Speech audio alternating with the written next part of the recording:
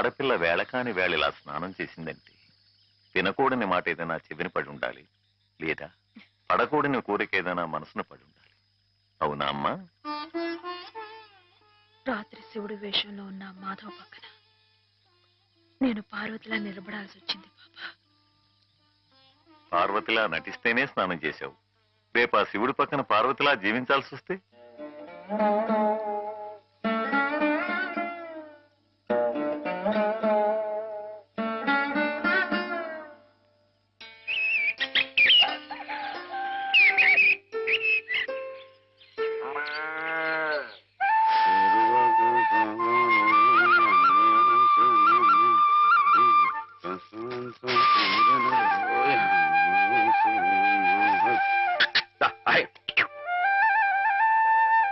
హేమా, పెద్ద ముత్తైదువులు ఆ చీరేమిటి, పాల కోసం ఆ బిందెమిటి, ఏమైంది నీకు ఇవాళ?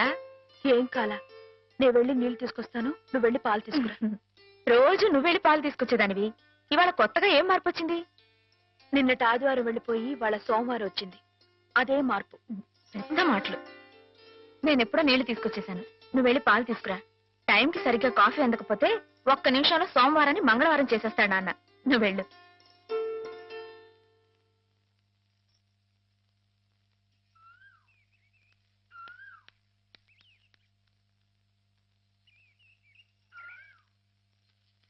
రండి రండి. ఏంటమ్మా గారు ఆలస్యం లేచారేంటండి? కళ్ళు కలవల్లా ఉన్నాయి. పాలు పాలు రెడీయేగానండి. రాత్రి స్టేజ్ మీదకి అసలు నిజంగానే ఆదిశక్తి వచ్చినట్టు ఉందండి. చూశారు కదండి రాత్రి మీరు వచ్చిన వంగతో వాళ్ళందరినీ ఎలా ఉతికి పారేశానో. పాలు రాత్రి దెబ్బతో నాకు గట్టి నమ్మకం వచ్చేసిందండి. నాకు ఎప్పుడు ఏ ఆపద వచ్చినా మీరు వచ్చి కాపాడేస్తారని. నువ్వు జాగ్రత్తగా ఉంటే నీకు ఆపదలు ఎందుకు వస్తాయి అసలు? ఎదుటి వాడిని చదవగలిగే లౌక్యం నీకు రావాలని రోజు దేవుడికి దండం పెట్టుకుంటున్నాను. నిజమా అమ్మాయి గారు? రోజు నా గురించి మీరు దేవుడికి దండం పెట్టుకుంటారా? పాలు చూడు. బాగుంది నాన్న, బాగుందండి. శుభం. మరి అబ్బాయికి అమ్మాయి నచ్చింది కాబట్టి ఆ ఇచ్చిపుచ్చుకోవడాలు కూడా మరి మాట్లాడే బాబు. అబ్బాయి గారికి అమ్మాయి గారు పాస్ అయిపోయి సరే అండి, మరి అమ్మాయి గారికి అబ్బాయి గారు పాస్ అవ్వట్లేదు ఏంటండి? అయ్య బాబా. వెళ్తాం గారు మిమ్మల్ని కొంచెం అలా బయటికి రండి. రండి. అమ్మాయి గారు మీకు పెళ్లి కొడుకు అన్ని విధాలా నచ్చితేనే ఈ పెళ్లి జరుగుతుంది, లేకపోతే జరగదు. చెప్పండి, మీకు అబ్బాయి నచ్చాడా? ఆడపిల్లలు నువ్వు ఇట్ట అడగగానే అట చెప్పేస్తారా? రైటేలేండి, ఇటప్పుడు కొంచెం ఇరకాడంగానే ఉంటుంది. ఓ పని చేయండి, అబ్బాయి మీకు నచ్చితే నవ్వుతూ తలదించుకోండి, నచ్చలేదనుకోండి కోపంగా నాకేసి తిరిగి చూడండి. అయ్యి బాబాయ్ అదేంటండి? అటు నవ్వు కాదు ఇటు కోపం కాదు, అటు బాధగా చూసి అర్థం ఏంటండి?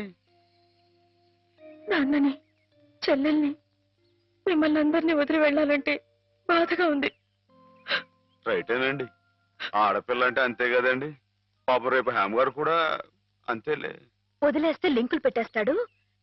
నీకాయన నచ్చారా లేదా అది చెప్పు.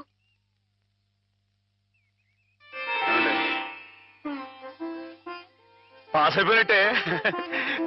మా అమ్మాయి గారికి అబ్బాయి గారు పాస్ అయిపోయారండి. ఇక పెళ్లి ఏర్పాటు చేసేసుకోండి. శుభం. అయితే కట్న కానుకల విషయాలు కూడా మరి ఏమండో మేమే బంగారం అంటే ఆడపిల్లలు ఇస్తుంటే ఇంకా ఎదురుడుతారండి బాబు. నువ్వు ఊరుకో. సంతలో పశువుని పెట్టి బేరం ఆడినట్టు నన్ను మధ్యలో పెట్టి బేరం ఆడడం నాకు సుతరాం ఇష్టం లేదు. నేను అలా బయట నుంచి ఉంటాను, మీరు మాట్లాడుకోండి. మా వాడు చిన్నప్పటి నుంచి అంతేలేండి. కొన్ని పద్ధతులున్న మనిషి, మధ్యతరగతి వాళ్ళం కదా. తప్పని తెలిసినా కొన్ని బాధ్యతలను నెరవేర్చడానికి కొన్ని పనులు చేయక తప్పదు. మరి ఏమంటారు బావగారు?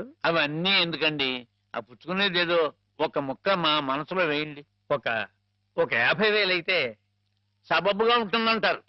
సరే బావగారు, మీ సంబంధం మాకు నచ్చిందండి. త్వరలోనే ముహూర్తాలు పెట్టుకుందాం. వస్తామండి. నమస్కారం. విన్నావటే 50,000 కట్టం కానీ ఒక క్షణం ఆలోచించకుండా ఒప్పేసుకోండి మీ అన్నయ్య గారు. అంతటితో ఆగుతుందా? లాంఛనాలని అవని ఇవని ఇంకా అమాం బాపతు ఇంకో 10,000 దేగుతుంది. కాస్త దేగితే మాత్రం తప్పే ఉందండి, మంచి సంబంధం అనుకున్న తర్వాత. ఒరే డబ్బు గురించిన ఆలోచన ఎందుకు బాబు గారు? ఈ ఇంటిని అమ్మేస్తాను. జోకులు వేస్తున్నారా బాబు గారు? లేదయ్యా, నిజంగానే అమ్మేస్తాను. తాతల నాటి ఆస్తి ఈ ఇంటిని అమ్మేస్తారా? అవును బావగారు, నా కుర్రాడు నచ్చాడు, అతని క్రమశిక్షణ నచ్చింది. ఈ రోజు లెక్కల ప్రకారం వాళ్ళు ఏమీ ఆకాశంలో లేరమ్మా, చాలా సబబుగానే అడిగారు. అయినా రేపు మీరు మాత్రం అడగరా? మీరు అడగకపోయినా నా బాధ్యతగా నేను ఇవ్వద్దా చెప్పండి? అందుకే ఇంటిని అమ్మేసేయాలనే నిశ్చయానికి వచ్చాను. మీ ఎరుకలో ఏదైనా మంచి బేరం ఉంటే చూడండి బావగారు. కాస్త ఇంటిని శ్రద్ధగా చూసుకునే మనుషులను చూడండి.